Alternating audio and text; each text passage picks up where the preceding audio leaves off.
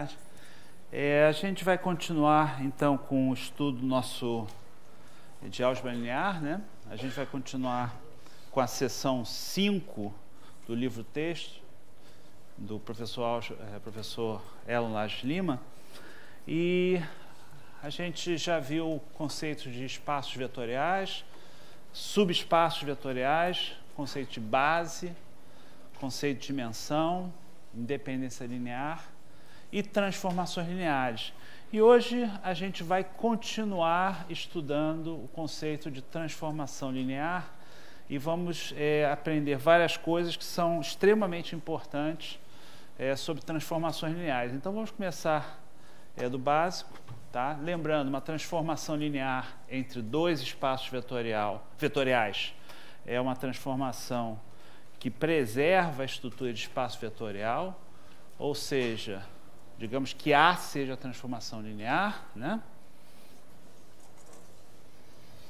Significa que A, então, vai de E em F, e A de U mais V igual a de U mais A de V, onde U e V são elementos do espaço vetorial E,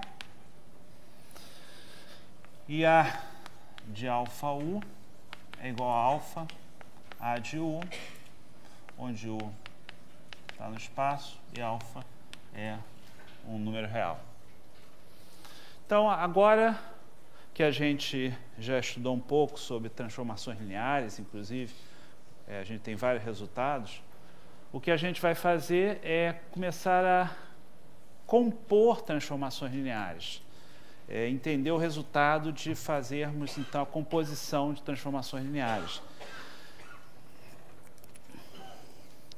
Mas, para isso, claro que elas têm que estar definidas em espaços apropriados. Então, a primeira coisa que a gente tem que tomar cuidado é que quando a gente vai fazer a composição de duas transformações lineares, a gente vai considerar, então, A de E em F e B de F em G. Lembrando que aqui eu vou assumir que E, F e G são espaços vetoriais e que este espaço que está aqui é o mesmo espaço que está aqui. De forma que faça sentido você calcular B aplicado em A aplicado em U. Tá? E aí, essa composta BA, ela vai, então, do espaço vetorial E no espaço vetorial G. É um pouco mais fácil de ver se a gente fizer um diagraminha. É muito útil estudar álgebra linear e conceitos algébricos através de diagramas. Então, a nossa transformação linear A vai de E em F, a nossa transformação B vai de F em G e a composição vai de E em G, BA. Tá? Aqui eu já estou abusando um pouco da notação. De fato, esse BA é de fato a composta, que o pessoal usa em geral um Ozinho, BOA. Tá legal?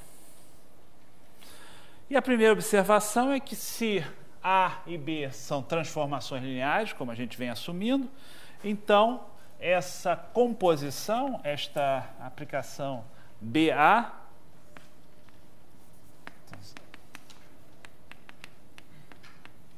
também é linear.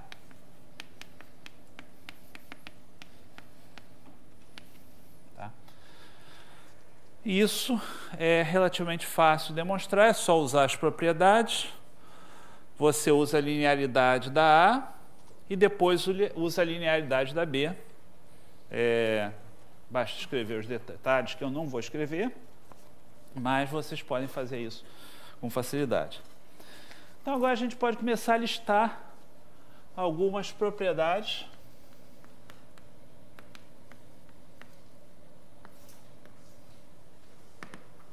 Então, a primeira propriedade importante é a propriedade da associatividade.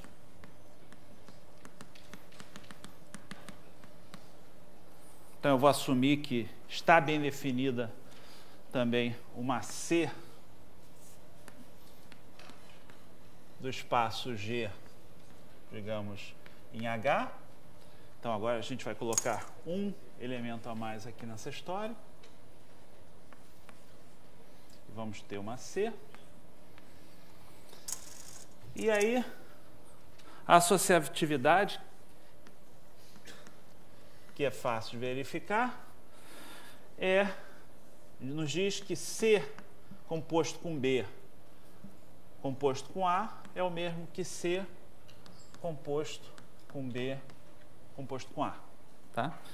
Isso aí, novamente, é uma propriedade que vocês podem verificar. De fato, segue diretamente da associatividade da composição de funções definidas em espaços apropriados. Então, se eu tivesse uma função f de E em F, G de F em G e H de G em H, valeria também essa composição, a associatividade, e aqui a gente só precisa checar essa propriedade. Tá? Não vou checar os detalhes, porque isso aí é uma coisa que você deve checar por você mesmo e verificar que isso vale a pena, vale a pena checar que isso é verdade. Distributividade. Outra propriedade super importante. E aí temos duas distributividades. Se eu pegar, agora eu vou assumir que está bem definida, tá? Não vai ser a mesma B que eu coloquei ali anteriormente e a mesma C.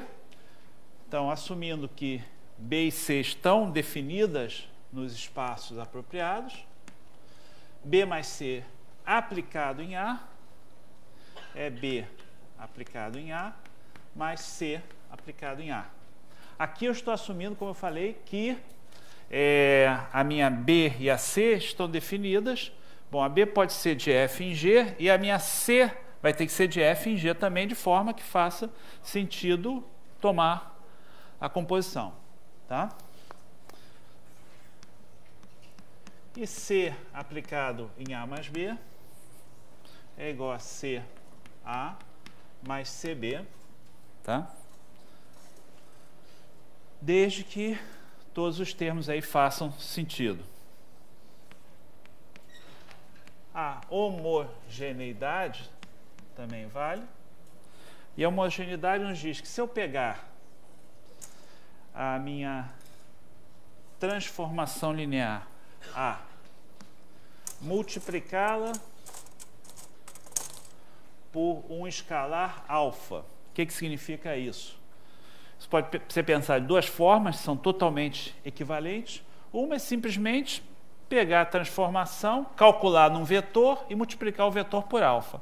Outra é pensar que eu componho a minha A com alfa, com a aplicação, né, que pega um x e manda em alfa x. X pertencente ao espaço apropriado. Nesse caso, seria o espaço F. Tá? Em ambos os casos, alfa vezes A, né? Se eu pegar e calcular B aplicado nisso, isso vai dar alfa B vezes A. Tá? Muito bem, então, essas três propriedades eu reitero, cada um deve checar. Quando eu falei dessa aplicação que pega x e leva em alfa x, essa aplicação aqui tem um caso particular que é extremamente importante, que é a chamada identidade. Então, OBS. A gente define a identidade em um espaço E, e aí vai do E no E, como a operação que pega simplesmente x e leva nele próprio. Tá? Isso daí, certamente vocês já viram quando vocês estudaram funções, e Quando você tem um espaço vetorial, a identidade é naturalmente uma transformação linear. E aí, alfa vezes identidade, essa transformação que leva x em alfa vezes x. O alfa aqui sempre é um número real, qualquer, tá? Fixo, porém qualquer. Muito bem.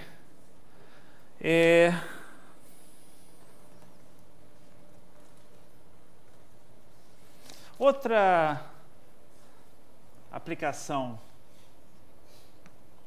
que merece um pouco de atenção é a zero, que eu vou botar zero como é, mas em geral eu vou simplesmente falar zero, que vai de E em E e pega qualquer vetor x e manda no vetor zero pertencente a E.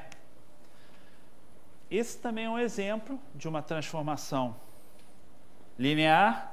De fato, é um caso particular quando tomamos alfa igual a zero.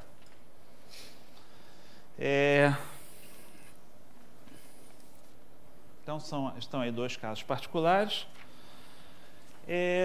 Queria deixar registrado que não vale a comutatividade. Isso eu vou dar um exemplo para vocês, vou dar um contra-exemplo. Ou seja, não é verdade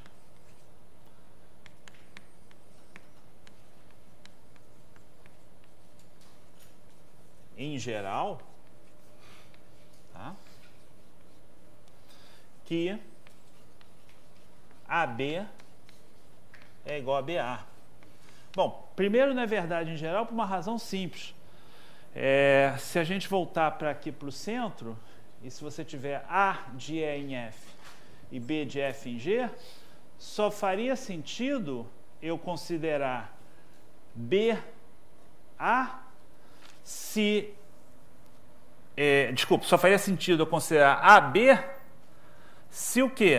AB, o que sai do B tem que entrar no A. Então, o G teria que ser o E, tá?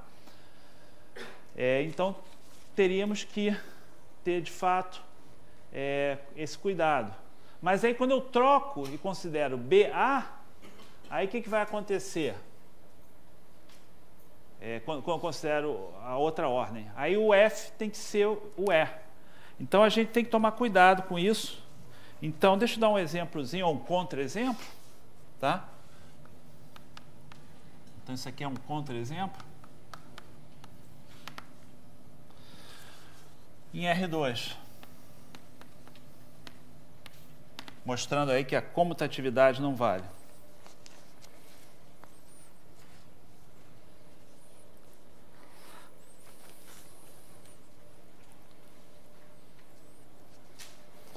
Então, eu escolhi dois exemplos. Eu vou considerar... Existem milhões de exemplos, inclusive eu sugiro que vocês criem seus próprios exemplos, isso aí é uma maneira de aprender. E eu vou chamar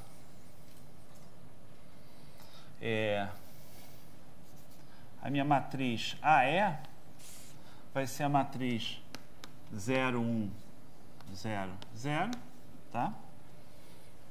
Eu vou chamar de AF a matriz 0, 0, 1, 0. A razão de chamar de E e F é porque essas matrizes aparecem aí em várias coisas, inclusive mecânica quântica e tudo mais, e aí elas são conhecidas com nomes especiais. Ou seja, o que essas matrizes fazem? Isso aí, essas matrizes elas vão atuar em vetores, né? Então, eu lembro que eu já estou introduzindo uma coisa que eu vou falar em detalhe, mas depois, que é a ideia de que, associado a uma matriz, em R2, você tem uma transformação de R2 em R2. E como é que vai ser essa transformação? Vai ser o produto da matriz 0, 1, 0, 0 pelo vetor, digamos, x, y. Então, A de xy vai ser essa matriz 0, 1, 0, 0 multiplicada pelo vetor xy. Isso vai ser y0, né? Isso é a matriz AE. Então, associada a essa matriz 0, 1, 0, 0, eu defini uma transformação linear que pega xy em R2 e leva em y0. Tem a AF, que pega xy e leva em 0, 1, 0, 0. Isso é 0, x, tá? Ambas estão definidas, ambas transformações lineares estão definidas perfeitamente em R2. Vão de R2 em R2. Elas estão definidas em R2, mas eu observo que AF é diferente de AE. Tá? E para vocês verem isso, vocês observam, por exemplo, que se eu pegar o vetor da base canônica é 1 igual a 1, 0, e o vetor da base canônica é 2 igual a 0, 1, o que vai acontecer se eu calcular AF nesses vetores? Então, vamos lá. O E1 tem coordenadas 1, 0. Então, quando eu calcular AF de E1, esse AF de E1 vai ser E2. Então, eu vou escrever assim. E1 por AF, ela vai em E2. E E2 por AE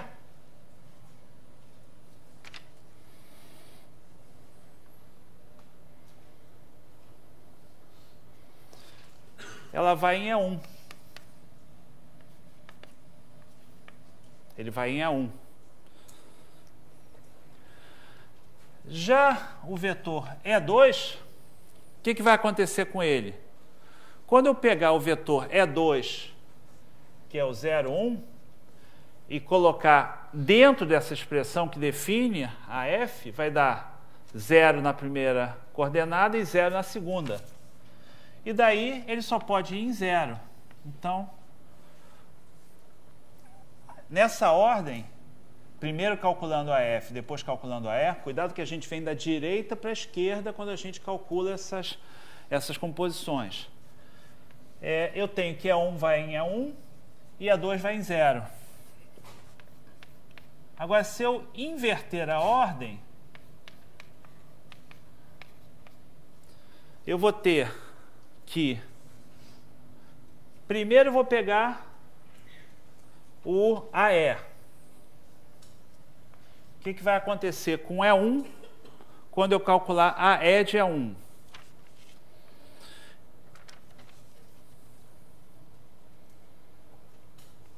Ele vai me dar 0. E depois, o vetor 0 já não tem mais chance nenhuma. 0.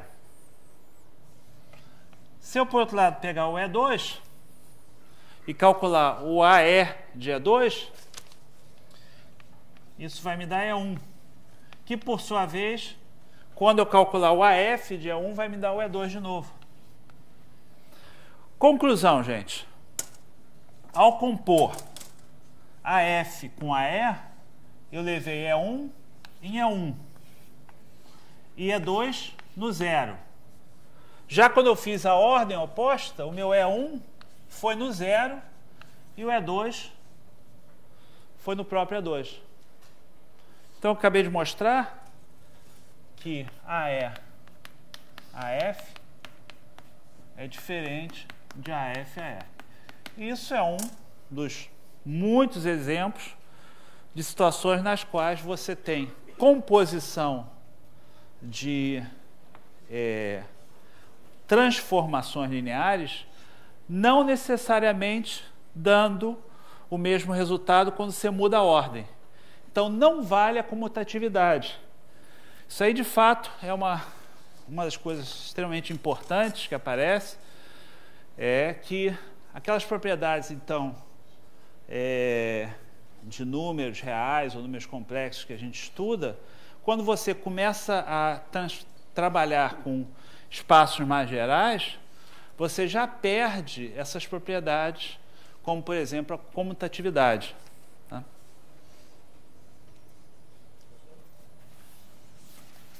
Só um instantinho. Sim. Posso definir também a transformação trivial para quaisquer dois espaços vetoriais? Sim, então me perguntaram, eu posso definir para dois espaços vetoriais a transformação trivial? Sim, certamente. E, então, sem problema nenhum.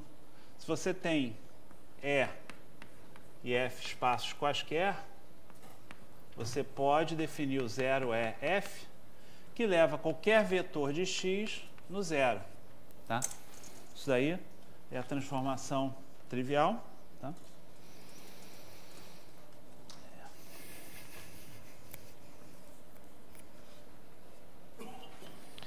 Muito bem.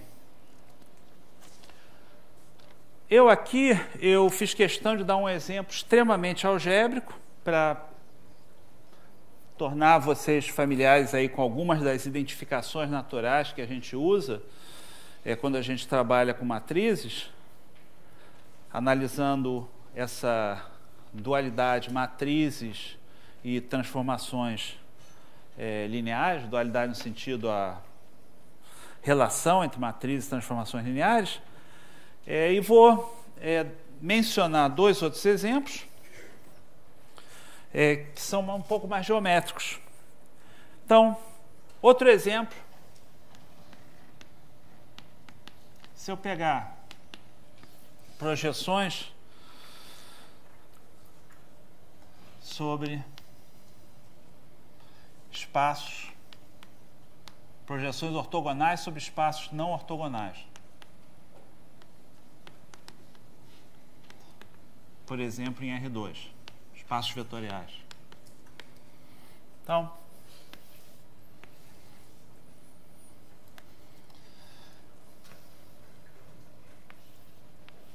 eu posso, por exemplo, pegar um XY em R2 e projetar ele no X0. Tá? Isso aí, de fato, é a projeção sobre o espaço gerado pelo vetor E1. Tá? E eu posso pegar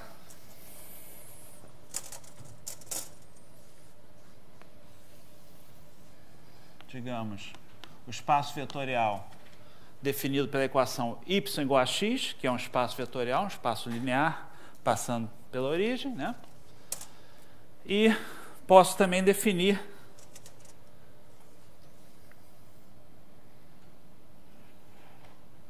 a projeção ortogonal nesse espaço.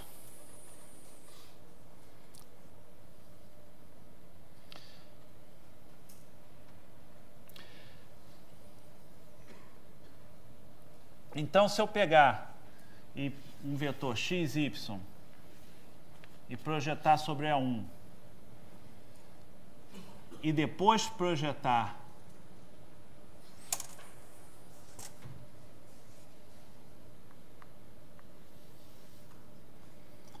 sobre esse outro espaço, então digamos que essa primeira projeção eu chamei de P1 e a segunda projeção eu chamei de P2.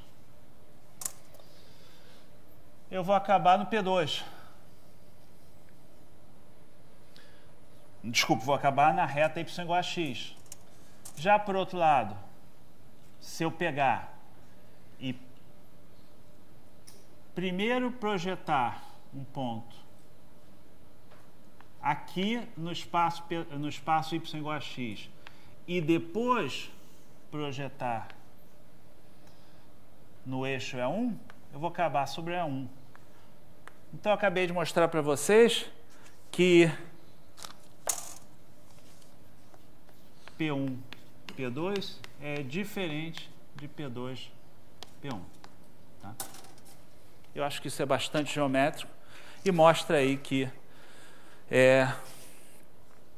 projeções sobre espaços não ortogonais em R2 nos dão resultados diferentes.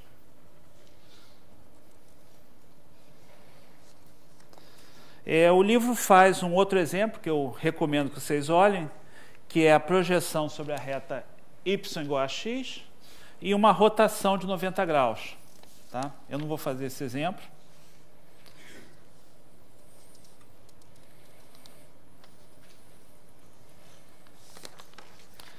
Muito bem, então continuando aqui com coisas que não valem, que a nossa intuição de números nos levaria a crer, tem uma outra propriedade muito importante que também não vale, que é a propriedade de cancelamento.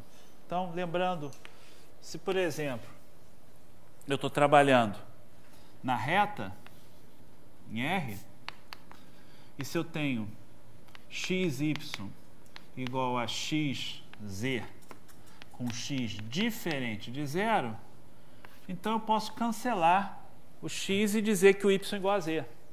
Tá? Isso é uma coisa que a gente aprende se x, y, z são reais.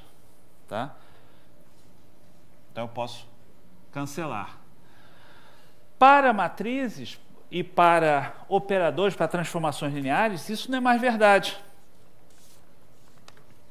Então,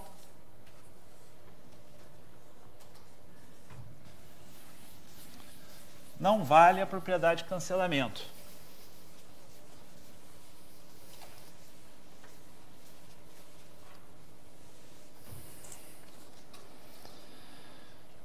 Ou seja, eu posso ter um A, que é uma transformação linear diferente de zero, e AB pode ser igual a AC, mas isso não necessariamente implica, em geral, novamente, que B é igual a C. E aí basta dar um contra-exemplo. Exemplo. Novamente, vou pegar uma projeção como exemplo. Então, eu pego o espaço vetorial E, pego um subespaço V contido em E, V subespaço, V diferente de E, tá? Por exemplo, essa projeção que eu tinha aqui, a projeção P1, que projetava sobre o espaço gerado pelo vetor E1, tá?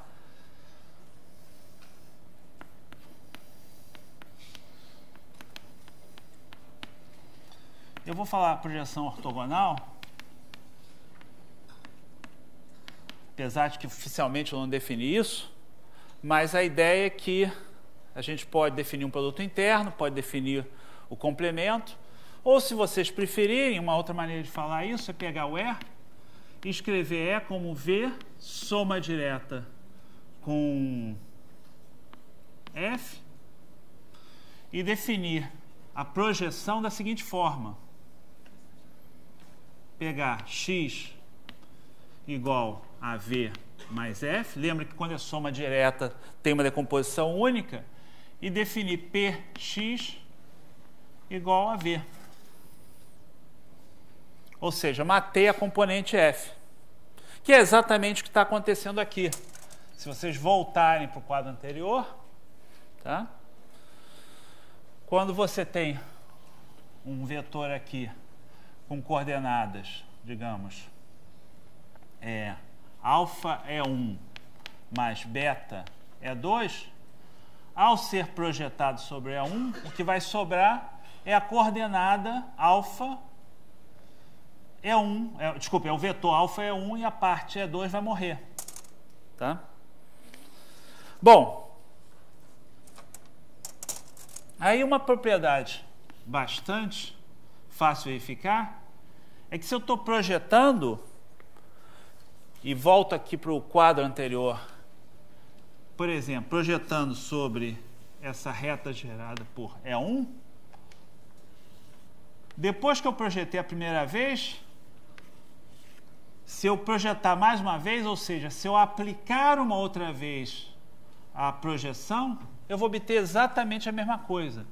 Então, P composto com P, que é P2, né, é exatamente o próprio P.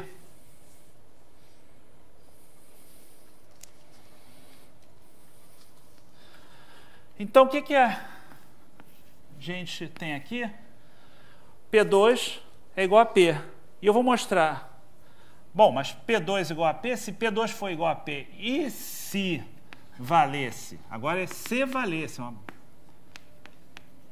a lei do cancelamento, teríamos que P é igual a identidade. Porque eu cancelaria P com P e obteria P igual a identidade. Mas isso aí é absurdo. Absurdo, pelo menos, nesse caso aqui particular, mas, num caso mais geral, se o meu V é um subespaço de E, V diferente de E, e eu escrevo E como V mais F, se o F, então, todas as componentes do F estão sendo anuladas, ou seja, se P de F igual a 0, não pode ter P de F igual a F. Tá? Então, não vale o cancelamento.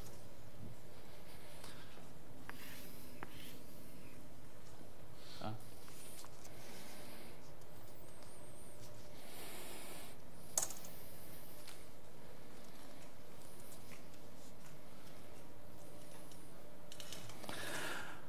Outra coisa divertida em composição de operadores lineares é que nós podemos ter a composição de dois operadores lineares não nulos dando um operador nulo.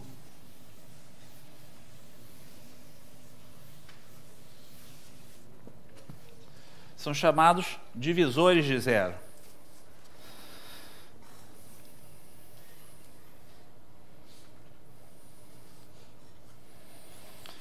Então, outra propriedade é que podemos ter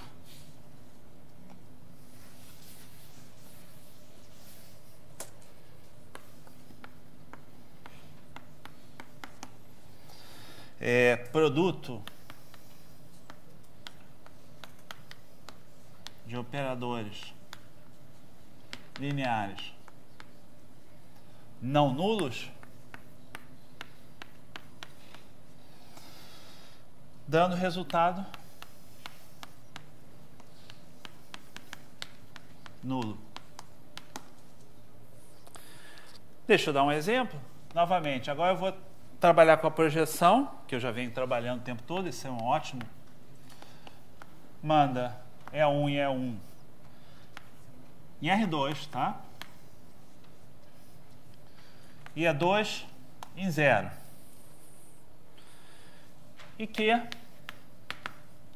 manda E1 em 0 e E2 em E2. Então, geometricamente, se vocês voltarem aqui a esse quadro, o que vocês estão fazendo é que o P, ou P1 que eu chamei aqui, ele manda os pontos do R2 nesse subespaço gerado pelo E1. E o Q, por outro lado, ele manda no subespaço gerado por E2. Quando eu faço P composto com Q, o que vai acontecer é que o E1 via Q vai ser mandado no 0 e via P vai ser mandado no 0 também. E o E2 vai ser mandado em E2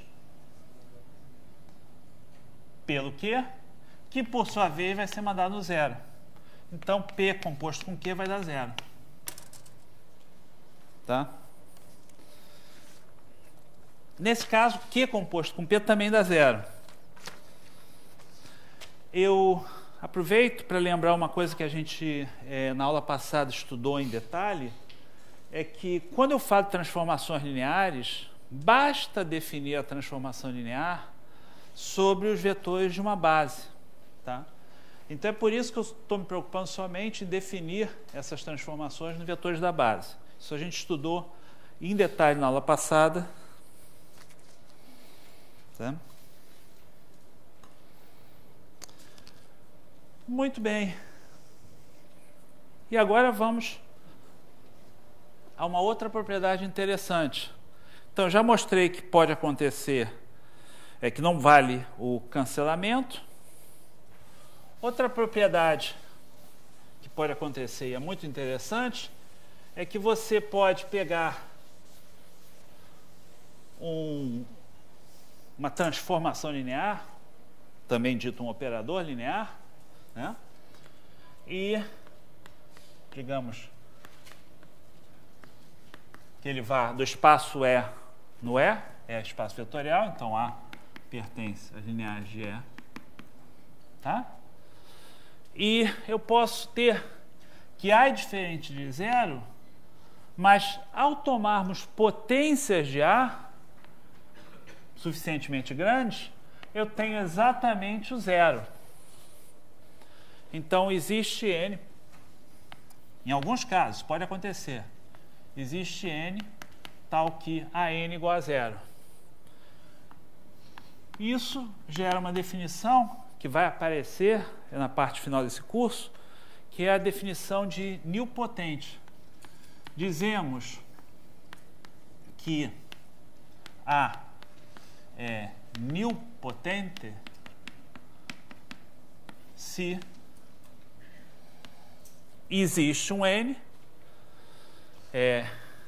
natural, tal que a potência N é igual a zero.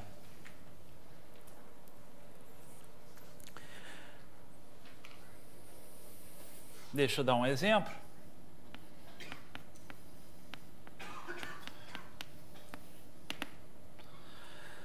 A gente já é especialista nos polinômios de grau menor ou igual que n, então pega Pn igual ao espaço vetorial dos polinômios de grau menor ou igual que n, tá? E considera o operador de derivação. Então, seja D o operador de derivação. Eu não estou assumindo aqui necessariamente que vocês estudaram cálculo, mas para polinômios, você pode definir o operador de derivação, para quem não estudou cálculo, da seguinte forma. Você pega P de x, um polinômio, da forma A0 mais A1x mais AN x elevado a n, tá? Isso é um polinômio de grau menor ou igual que n, e define o dp avaliado em x como A1 mais 2A2x mais n a n x elevado a n menos 1, tá? Nota que meu polinômio de grau menor ou igual que n, quando eu derivei uma vez, o que aconteceu com o polinômio? O grau dele ficou n menos 1. Se eu derivar duas vezes, ficou n menos 2. Se eu derivar n vezes, o grau ficou 0. Quando eu derivei n mais uma vez, se eu derivar n mais uma vez, n mais 1 de p, isso dá exatamente 0, porque a derivada das constantes é 0. Então, Logo, o operador D de Pn em Pn é nilpotente de grau, de fato, n mais 1, que eu tenho que derivar n mais uma vez. Então, se eu considerar os polinômios de grau 2, ao derivar 3 vezes, esses polinômios são mandados no zero. Se eu considerar os polinômios de grau 1, derivei uma vez, ficou constante, derivei 2 vezes, zero. Então está aí um exemplo de chamados operadores nilpotentes. Esses operadores nilpotentes, eles vão ter um papel muito importante quando a gente estudar o chamado teorema da forma canônica de Jordan. Sim. Se a composição de A com B der zero, aí quer dizer que a composição de B com A der zero? Não necessariamente. A pergunta que me fizeram, se A composto com B dá zero, significa que B composto com A dá zero também? Não necessariamente. Curiosamente, neste exemplo que a gente viu no quadro, isso acontece. Tá? E aí eu deixo como exercício para vocês darem contra-exemplo. Mas a ideia, muito simples, é tentar replicar esse tipo de coisa. Vocês viram que aqui, essencialmente, o E2 foi no zero. Aí eu posso tentar ver se eu mudo um pouquinho o Q e já não mandar mais no zero. Tá? Mas vou deixar isso como exercício para vocês. Mas não é verdade que se AB igual a zero, então BA igual a zero. Tem vários exemplos. Muito bem. Então, essencialmente, com isso, a gente encerrou o capítulo de produtos de transformações lineares. E agora eu vou começar a estudar a parte dos espaços especiais associados às transformações lineares. E por espaços especiais eu quero dizer o núcleo e a imagem. Então,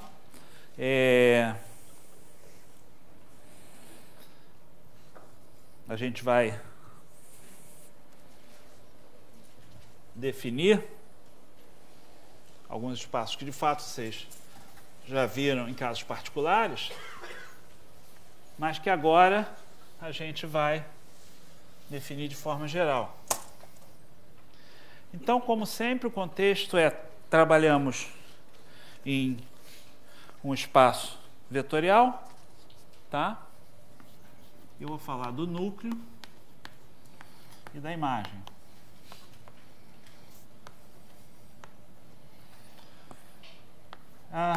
Comentário rápido sobre terminologia.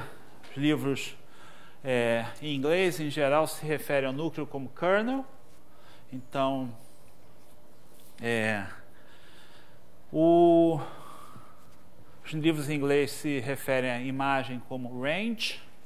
Então, vocês vão ver isso nos livros em inglês muitas vezes dessa forma. Bom, então, trabalhando A de E em F. Mas, de fato, o conceito de imagem é um conceito de imagem de uma função, é um conceito que vocês conhecem já do tempo de teoria de conjuntos. Então, se eu tenho A, uma função F de A em B, a imagem é o conjunto que a gente conhece como F de A, que é o conjunto do F de X pertencente a B, tal que X pertence a A. Aqui não poderia deixar de ser diferente. Não poderia deixar de ser igual.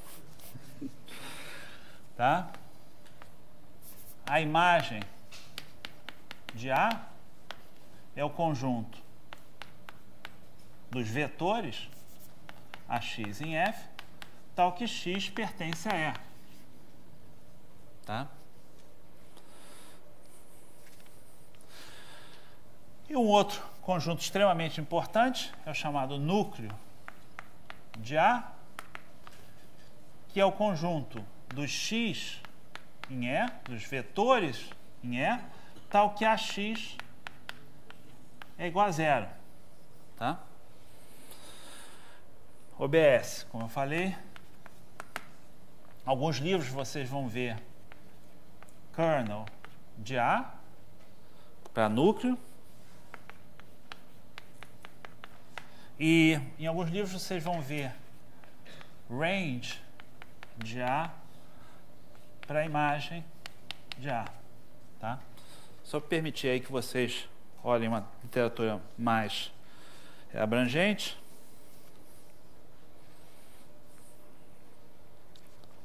Tá?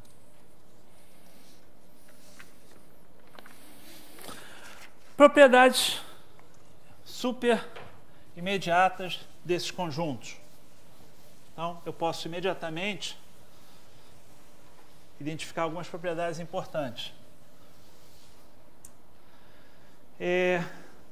Tanto a imagem quanto o núcleo são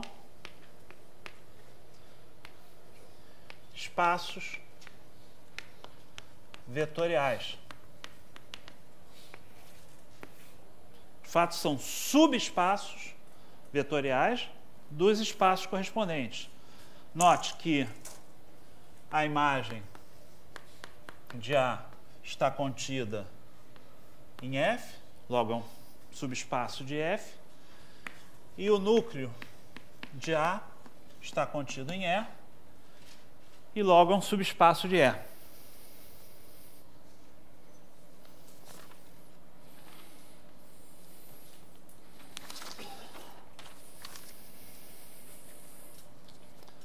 Bom, vamos focalizar um pouquinho na imagem, depois eu volto ao núcleo. Ainda voltando ao conceito de funções, em geral, entre dois conjuntos A e B, quando a minha função é tal que todo elemento de B é atingido por essa função, ou seja, quando f de A é exatamente igual ao conjunto B, a gente tem um nome especial para essa propriedade. Qual é a propriedade? Chama-se sobrejetiva, né?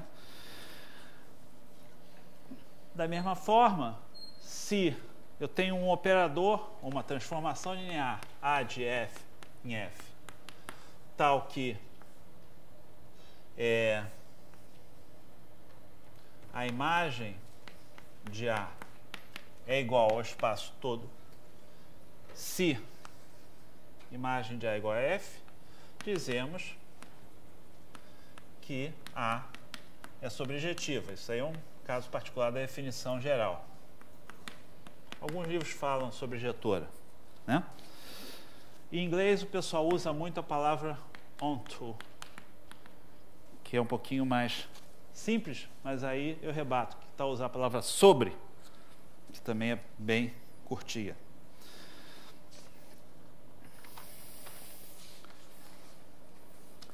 Bom, então, propriedade importante. Suponha que eu tenha que A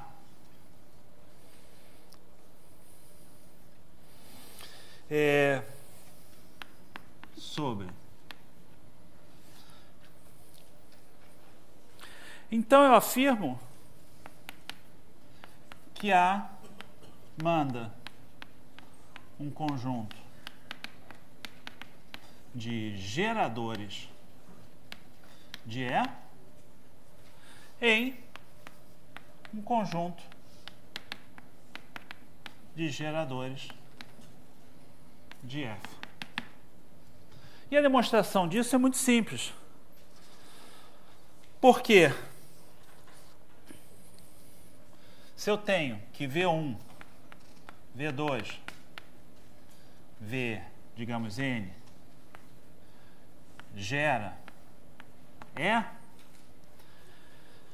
e se a minha transformação linear é sobre, então você me dá um W pertencente ao F, e eu digo que existe um V pertencente ao E, tal que AV igual a W.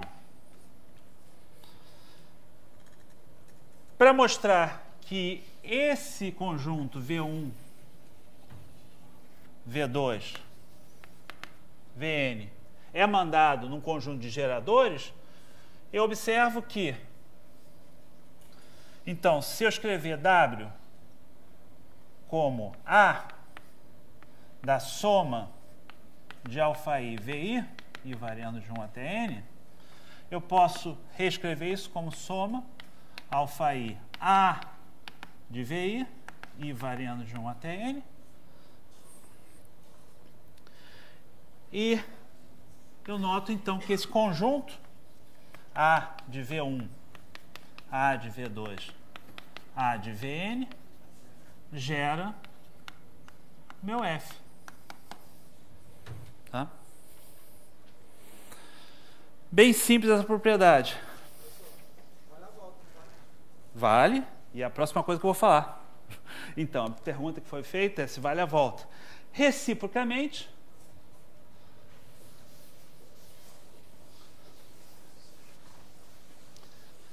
se a minha transformação linear tem essa propriedade, que A manda, então A pertencente a L de E em F, manda geradores de E em geradores de F, eu afirmo que A é sobrejetora. E a demonstração é simples. Se eu pego um conjunto V1, V2, Vn de geradores de E, como, por hipótese, esse conjunto aqui é mandado em geradores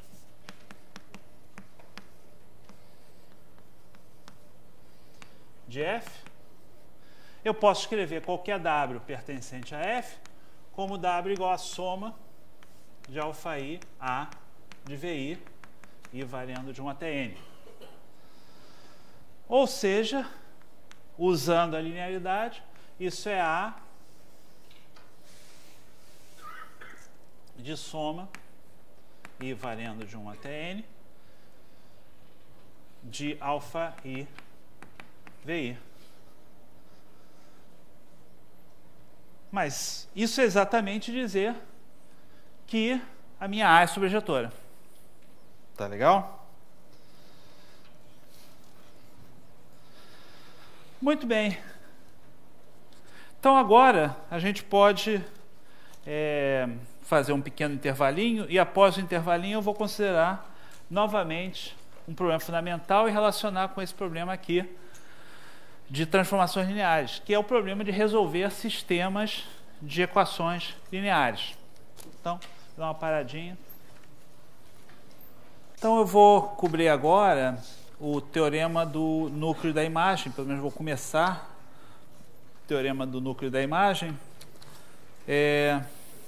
Nós já acabamos de definir o que é o núcleo e o que é a imagem. Lembrando, se eu tiver A de E em F, uma transformação linear de um espaço vetorial E para um espaço vetorial F, o núcleo de A é o conjunto dos vetores de E, tais que A, calculado em X, dá o vetor 0. E a imagem é o conjunto AX em F, tal que X está em E.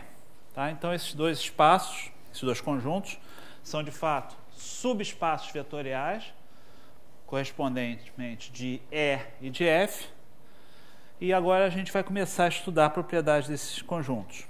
A gente havia visto também uma propriedade bastante importante, que uma transformação linear A é sobrejetiva se e somente se A manda um conjunto de geradores de E e um conjunto de geradores de F. Tá? Então, essa propriedade a gente vai usar bastante, mas antes de prosseguir, eu vou, como havia prometido, falar um pouco da conexão entre álgebra linear vista do ponto de vista de transformações lineares com conexão com sistemas lineares. Então, para isso, eu vou lembrar um exemplo fundamental que a gente já viu algumas vezes, que é um sistema de equações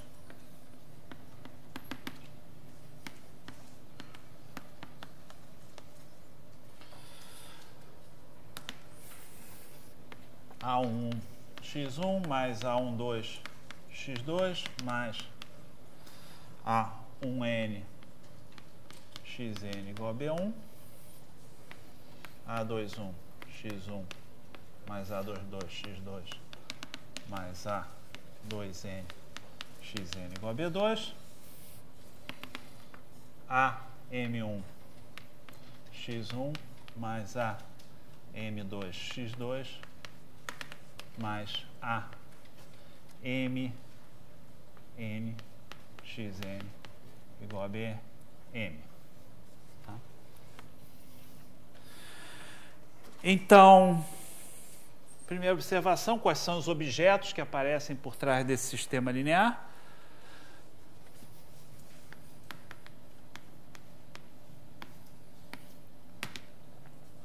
Temos a matriz A, né? A matriz dos A e J, I variando de 1 até M e J variando de 1 até N. Tá? E a gente pode pensar que, associado a essa matriz, nós temos uma transformação linear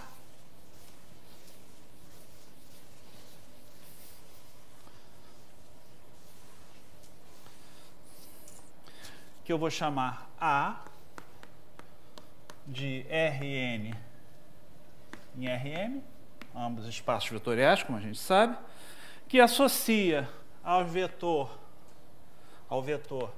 EJ da base canônica do Rn, o vetor A1J a MJ pertencente a Rm.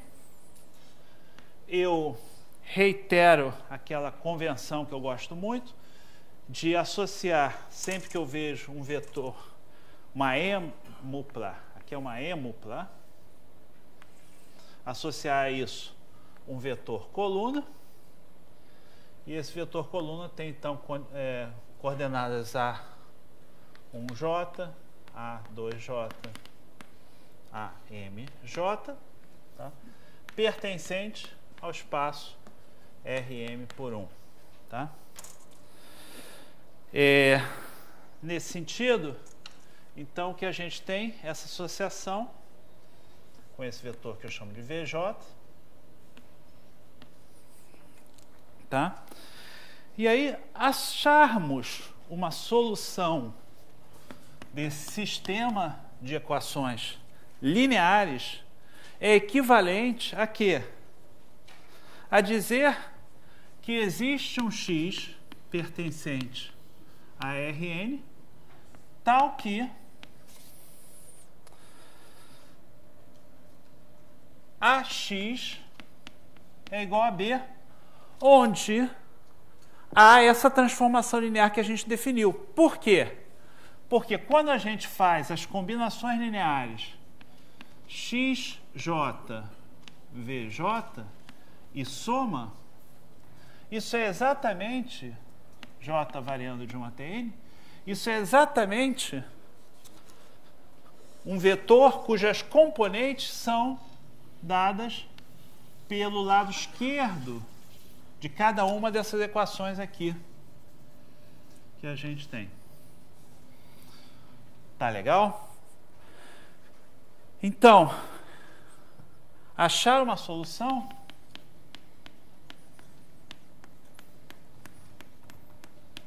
do sistema estrela é equivalente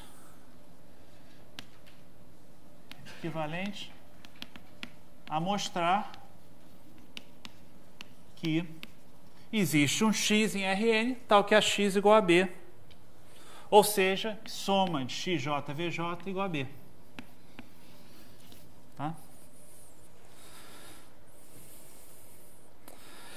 Uma outra maneira de pensar nisso, que é extremamente poderosa, é observar que esse sistema estrela possui soluções se e somente se V1, V2, Vm e V1, V2, Vm juntamente com um vetor a mais, que é o vetor B, geram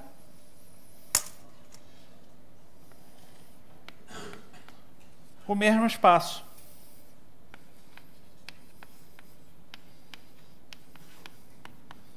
Vetorial.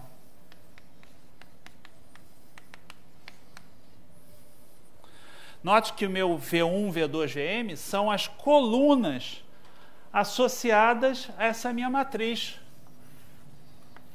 Então, aqui as colunas. Tá? Os vetores colunas da matriz A. Isso aí é uma observação simples, porque,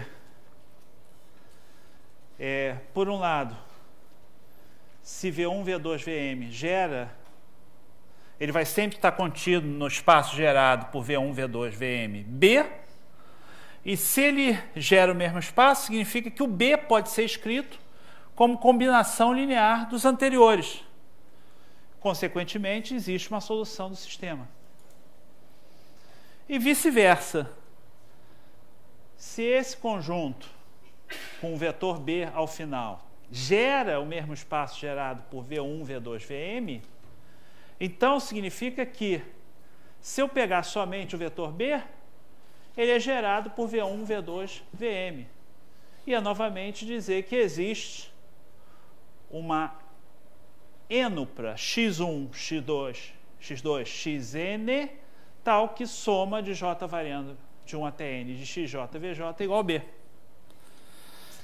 Então, a gente vê que questões sobre a existência de soluções podem ser transformadas em questões sobre propriedades da matriz A, que, por sua vez, podem ser transformadas em questões sobre a transformação linear A que eu acabei de definir. Tá? Exemplo, caso particular super importante.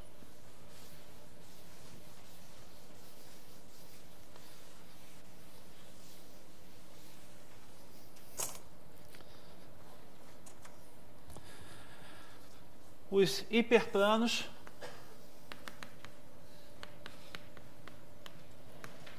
de Rn.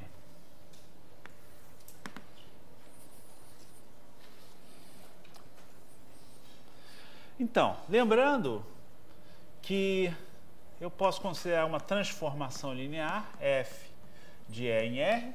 Agora o meu espaço F é um espaço muito particular, o espaço dos números reais.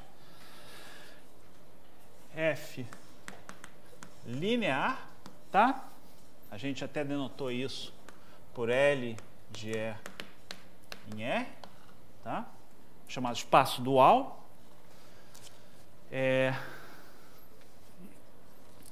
E agora tem duas possibilidades, voltando ao que a gente acabou de estudar. O R, ele tem somente dois subespaços, quais sejam? Primeiro, o subespaço cujo único vetor é zero. E segundo, o subespaço dado por ele mesmo, R. Então, das duas, uma. A gente viu que a imagem de F é um subespaço. De fato, eu deixei isso como um exercício importante para vocês fazerem. E é um subespaço de R. Como só tem 2, só pode ser o 0 ou R. Bom, se for o 0, não tem graça nenhuma. Significa que F de 1 é 0, e em particular F de qualquer coisa é 0, então é a transformação linear trivial que manda todo E no 0. Suponha que a gente não esteja nesse caso.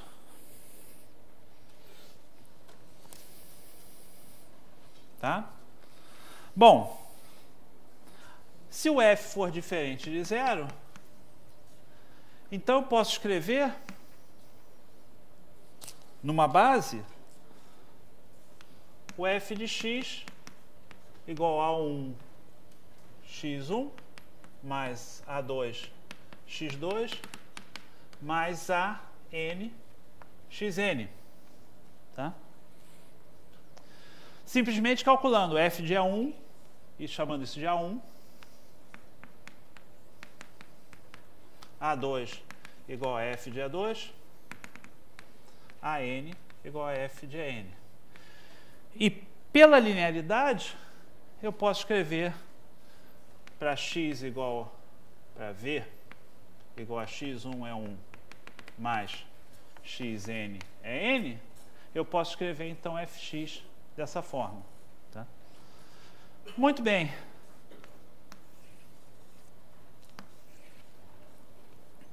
Quando eu olho para a equação f de x igual a b, pertencente a R, o que eu estou geometricamente olhando, e agora eu vou fazer o desenho em R3 para apelar para a intuição, eu estou buscando, então,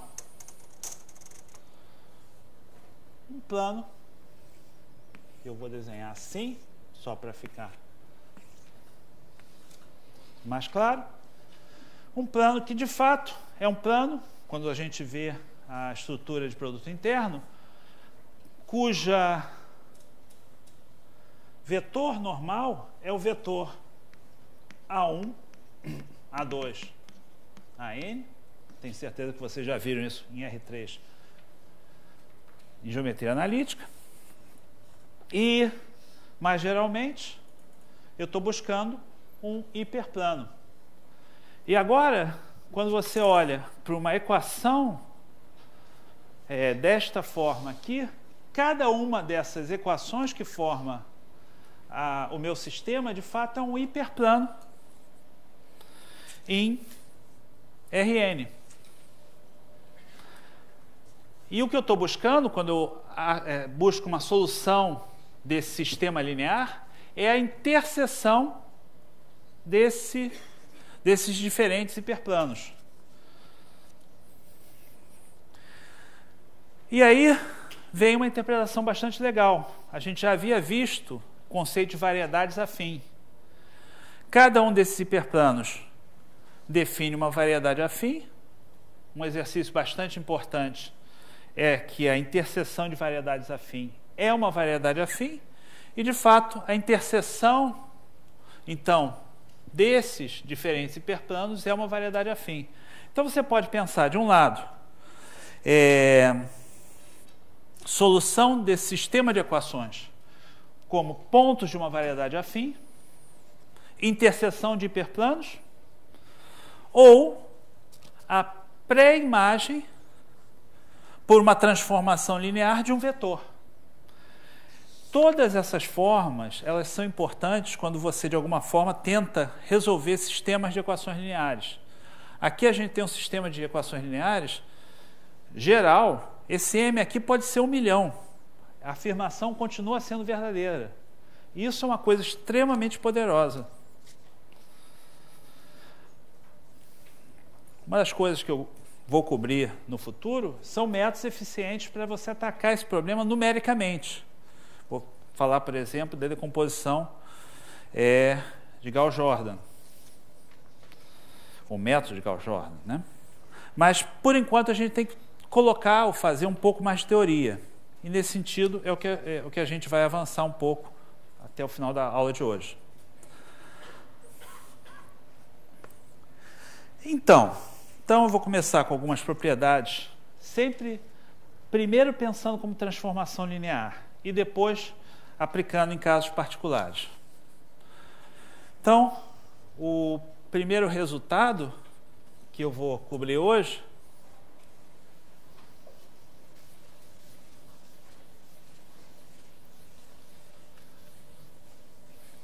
é o seguinte resultado.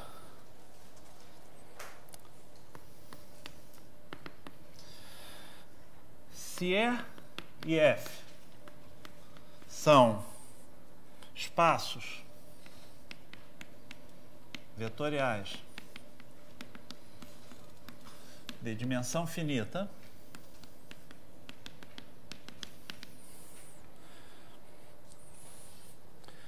e A é uma transformação de E em F, que possui uma inversa à direita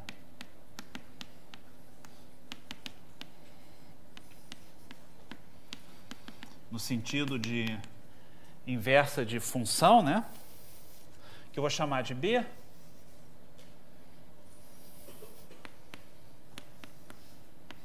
Linear de F em E. Isso é verdade se e somente se A é sobrejetiva.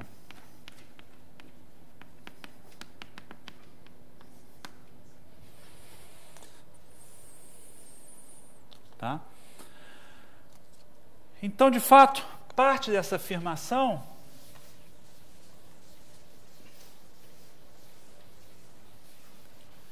é uma coisa que vocês já sabem de funções em geral. Ou seja,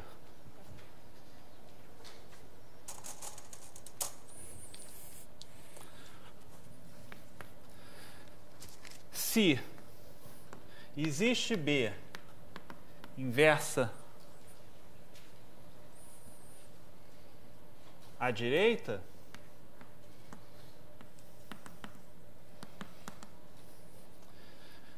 então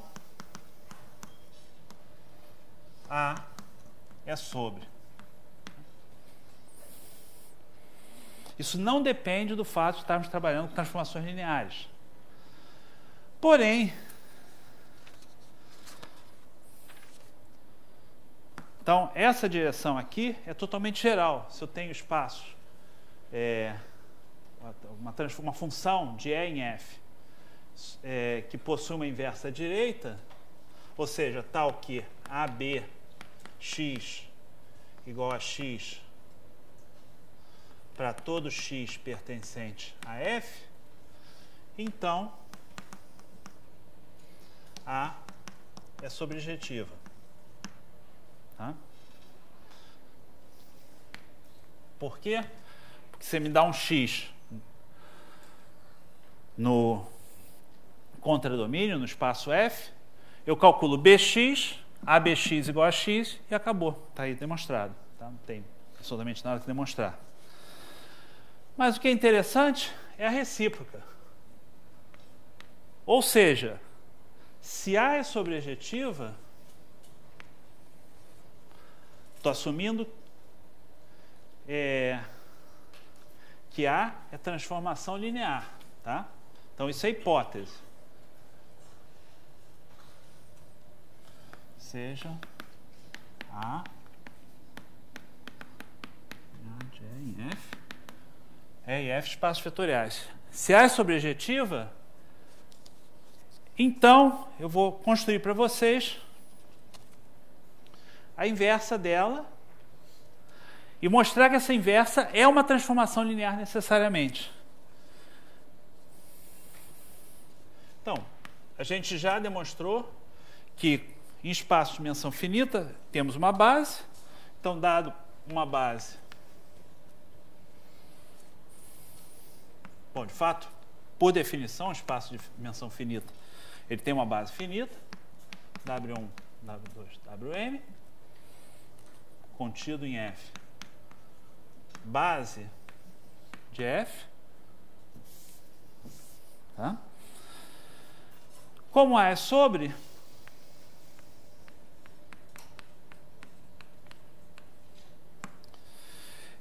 eu posso dizer que existe V1, V2, Vm, tá? Associado a cada um desses vetores, tais que AV1 igual a W1, AV2 igual a W2, etc. AVM igual a WM. Porque A é sobre. Se existe um só, não é meu problema, mas basta existir um. Agora, eu vou definir B da seguinte forma. B vai pegar o W1 e mandar em V1. Vai pegar o W2 e mandar em V2. E assim por diante, WM em VM. W1, W2 e WM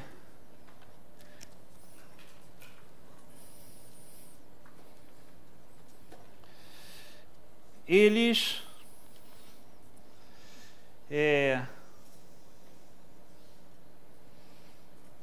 geram o F. É uma base do F. Então, quando eu defino a B numa base, eu posso estender linearmente. Existe uma única extensão linear de B do espaço todo em E, F tomando valores em E. Eu pego essa extensão, que é linear, né? E agora observo.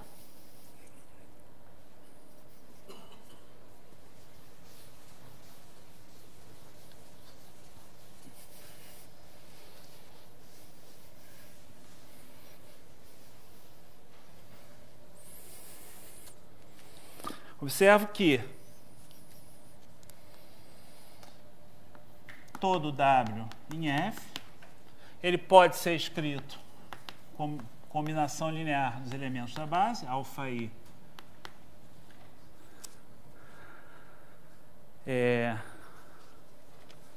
WI, e variando de 1 até M.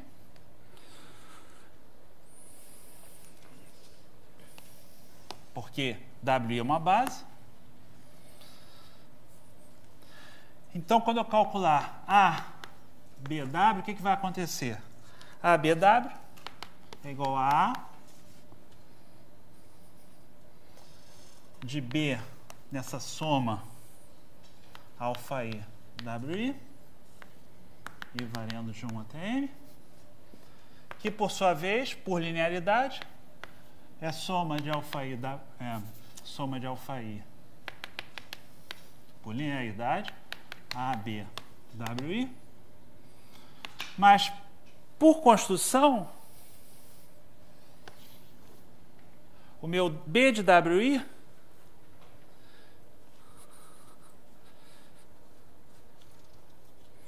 ele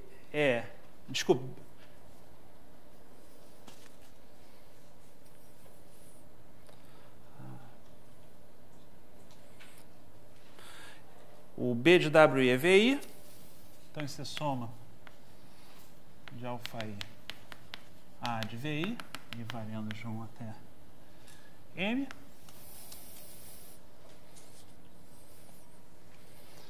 E que, por sua vez, por construção, é soma de αi WI, que é o W original que eu trabalhei. Então, o que eu mostrei? Que ABW é igual a W.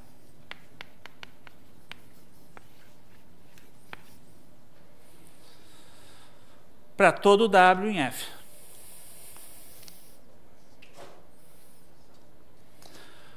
Observação, que eu não vou demonstrar aqui,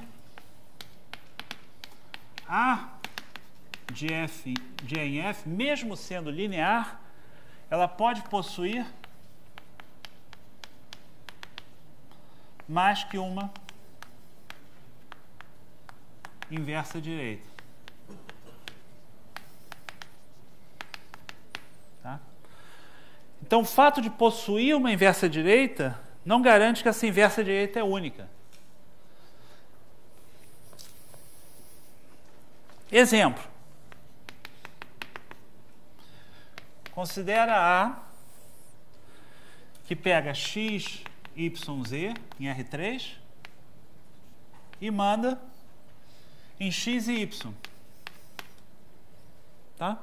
Isso de fato é uma projeção sobre as primeiras duas coordenadas. Tá? Estou com um ponto aqui, coordenadas de R3, mandei no plano XY do chão. Se eu pegar B, que pega XY e manda no próprio XY, mas que a terceira coordenada é, digamos, AX mais BY, quaisquer, posso tomar qualquer par AB de números reais e posso colocar aqui. Aí o que vai acontecer? AB vai mandar o XY em XY mais essa terceira coordenada, que é o Z, que vai morrer, então isso aí vai no próprio XY. Conclusão. Tenho infinitas possibilidades de combinações AB que vão me dar inversas à direita. Tá?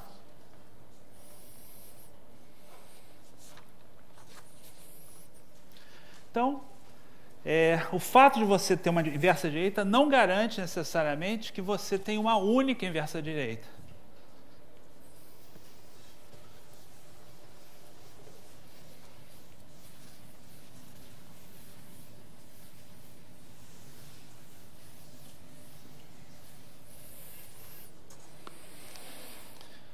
Um outro exemplo interessante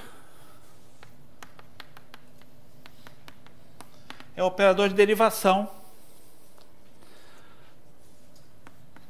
D de Pn mais 1 em Pn. Esse aqui é um dos espaços favoritos desse curso, espaços polinômios de grau menor ou igual que n mais 1. Lembra que o operador de derivação, então, manda isso em Pn. E aí a pergunta é, qual seria uma inversa à direita para esse conjunto? Isso aí, de fato, não é única, mas A0, eu pego então agora eu vou mandar J de Pn em Pn mais 1, que eu vou pegar um polinômio A0 mais A1x mais AN xn e vou mandar no polinômio A0x mais A1 x2 só sobre 2, só para ficar clara a regra de formação, mais a n x elevado a n mais 1 sobre n mais 1. Tá? E aí você pode verificar que quando se tomar a derivada, você volta. Então, quando você fizer dj de p, você obtém exatamente o p. Tá?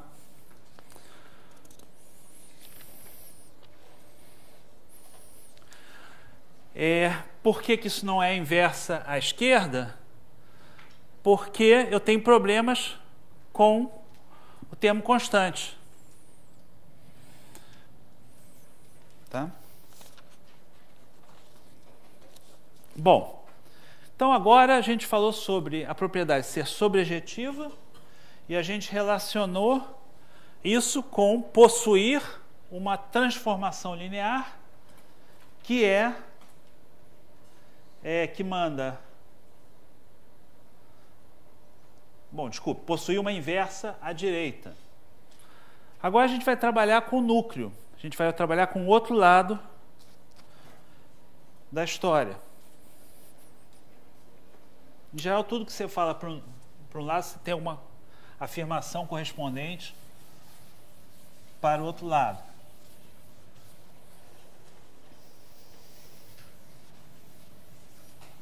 Isso, de fato, é uma afirmação que vai bem longe. Então, só para lembrar, o núcleo de A é esse conjunto dos V's em E tal que AV igual a 0. Tá? E lembrando que F de um conjunto D e um conjunto B é injetiva. O pessoal também fala 1 a 1, especialmente nos livros ingleses. Se somente se f de x igual a f de y implica x igual a y para todos x, y pertencentes ao domínio. Tá? Então, a primeira observação é um teorema bastante elementar que diz que A linear de E em F é injetiva se e somente se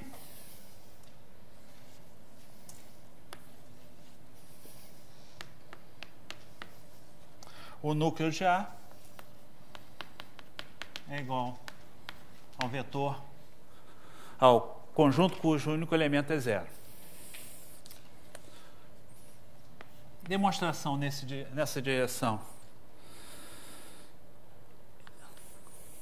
A gente sabe que A0 igual a 0. Então, se ela for injetiva, AV igual a 0 implica V igual a 0. Demonstração da volta. Se o núcleo do A é 0 e se A é linear, que é a hipótese aqui, talvez ficasse um pouquinho mais preciso se eu escrevesse assim: A é injetiva se só se n de A igual a 0. Então, por hipótese, a minha A é linear. Então, a volta diz: se eu tiver AV igual a AW, então eu posso, por linearidade, dizer que AV menos W é igual a 0. Ou seja, V menos W pertence ao núcleo de A.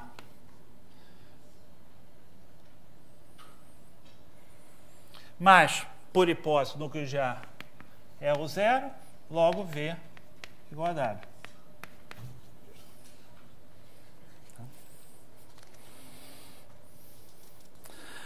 Mas isso é pouco, eu posso dizer bem mais.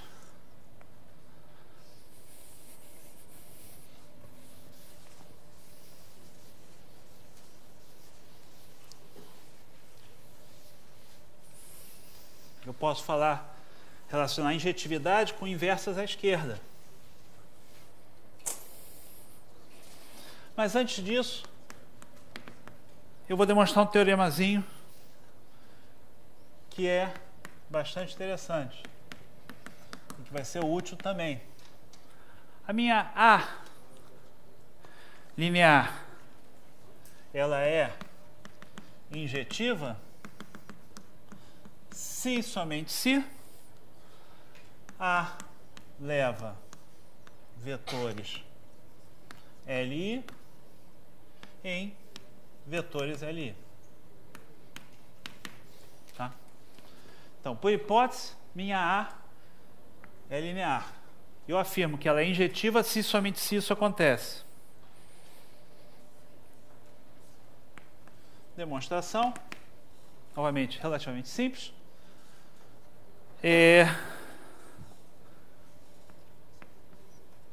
Se ela é injetiva, a gente já sabe que o núcleo de A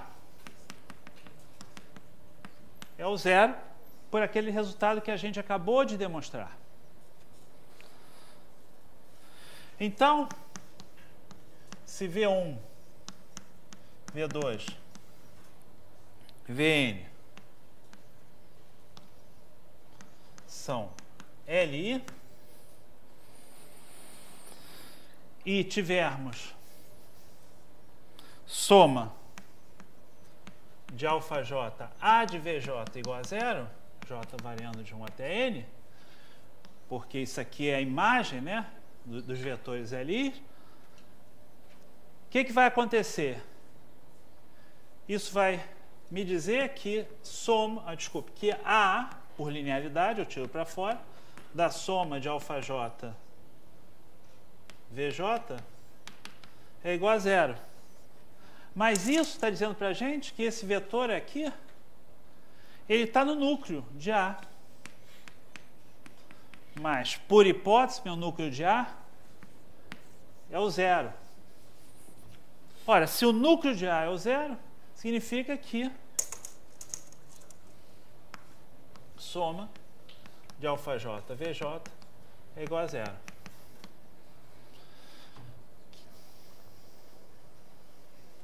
Bom, mas se eles são LIs, isso implica que α1 igual a α2 igual a αn igual a zero. Consequentemente, o que eu demonstrei?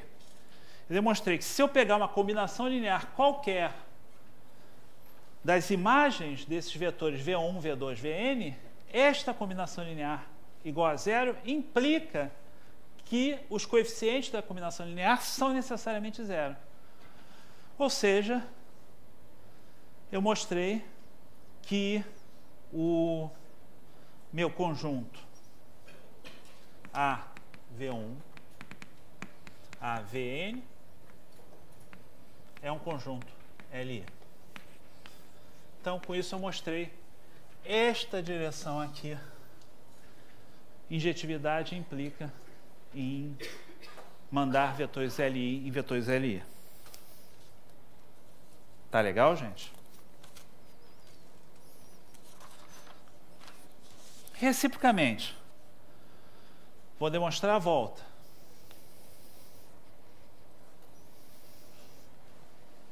Então, suponha que eu pegue,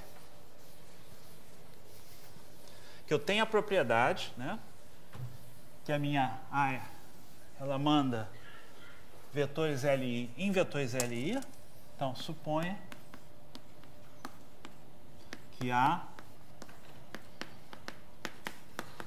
tem a propriedade que A manda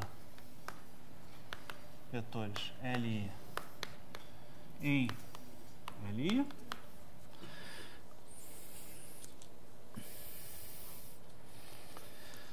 Pega V diferente de W.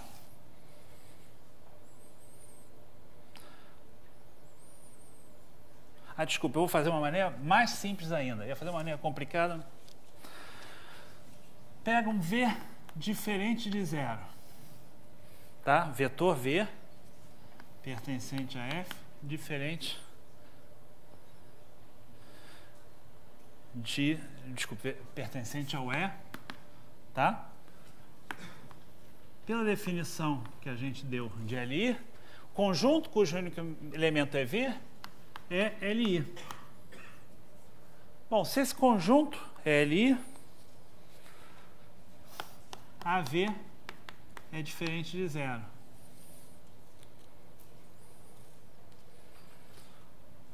Por quê? Porque se AV fosse zero, eu teria um conjunto de um único elemento, LD.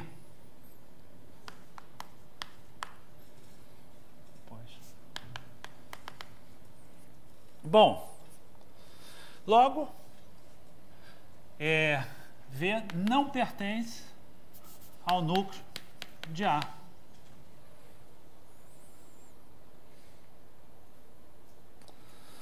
O que eu mostrei então é que o núcleo de A é o vetor cujo único elemento é zero, mas isso é o mesmo que dizer que a A é injetiva.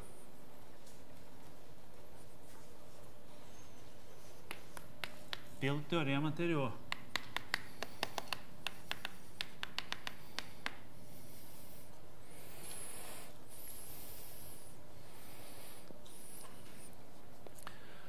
Muito bem. Então, isso demonstra esse teorema. Eu vou apagar aqui a demonstração, vou voltar para esse quadro.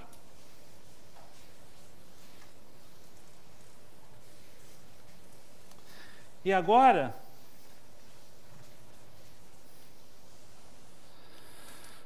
eu queria observar uma consequência direta desse teorema,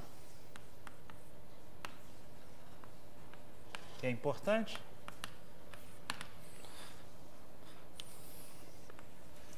Se A de E em F é linear e injetiva,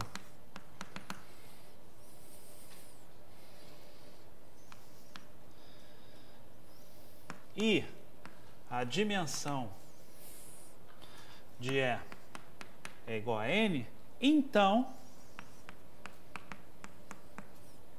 a dimensão do F tem que ser maior ou igual que N. Por quê? Porque se a dimensão do E é igual a N, se eu pegar uma base do E, o que vai acontecer? Isso é um conjunto de vetores linearmente independentes de tamanho N. Eu vou levar esse conjunto em um conjunto de vetores linearmente independentes de F de tamanho maior ou igual que N. Logo, a dimensão do F é maior ou igual que N. Tá?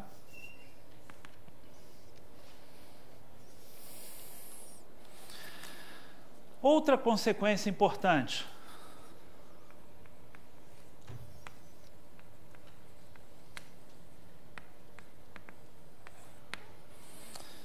Não existe transformação linear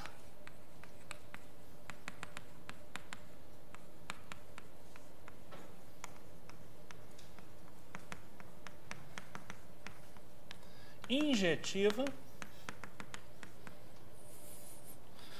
de R3 em R2, ou mais geralmente de Rn mais 1 em Rn.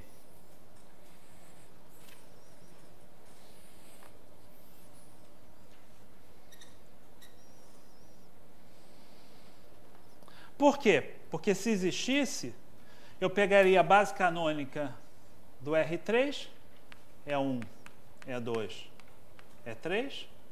Isso é um conjunto Li. Por esse teorema, seria mandada num conjunto linearmente independente. Mas, em R2, você não consegue mais do que dois vetores linearmente independentes. Tá?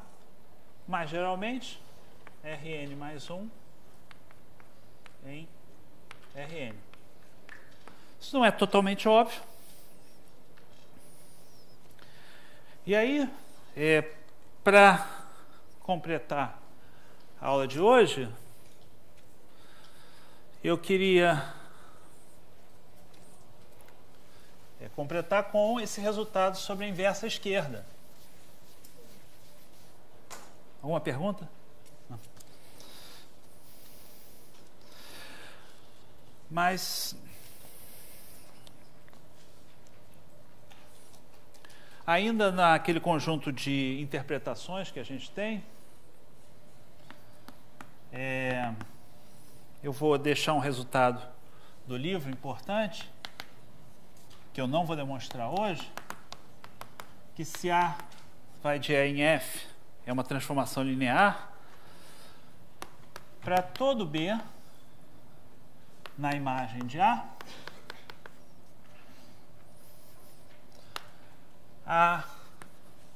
o conjunto V do x em E, tais que AX igual a B, isso aí eu estou registrando algo que eu tinha falado antes, é uma variedade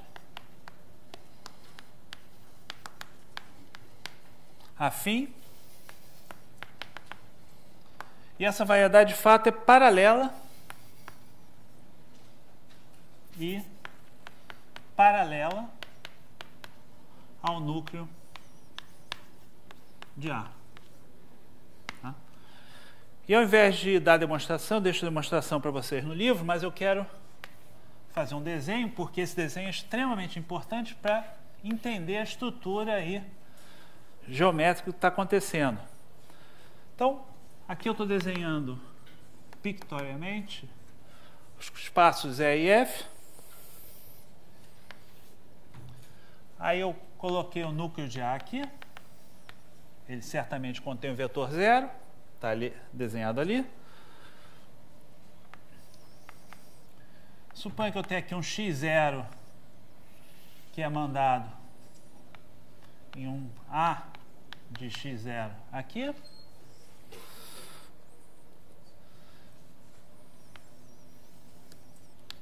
O 0 certamente é mandado no 0. Aqui o 0. E o que acontece é que, então, se o meu A de x0 for igual a B, tá? Então, esse ponto x0 pertence à minha variedade afim.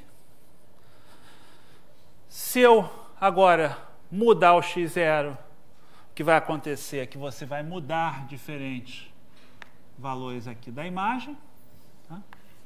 E você vai obter esses espaços, são variedades afim, e eles são todos paralelos ao núcleo de A que é mandado no vetor 0. Tá? Muito bem. Então, acho que seria um bom momento para parar aqui. Eu só vou enunciar um teorema que eu vou começar na próxima aula demonstrando esse teorema, que é sobre inversas à esquerda. Então, a gente demonstrou que se E e F são espaços vetoriais de dimensão finita, A possui uma inversa direita se somente se a linear, né, é sobrejetiva. O que a gente vai demonstrar na próxima aula é a volta. Desculpe, a volta não, é o resultado que, num certo sentido, não, por favor, corrijam, não é a volta que eu estou dizendo. Estou meio cansado. A gente vai. Em certo sentido é.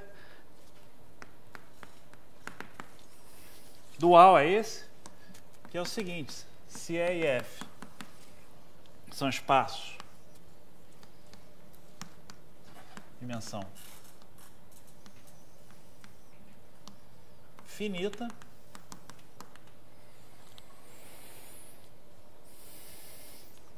A L linear de E em F possui inversa à esquerda se somente se A é injetiva. A gente na próxima aula vai começar com esse resultado e obrigado. Se houver alguma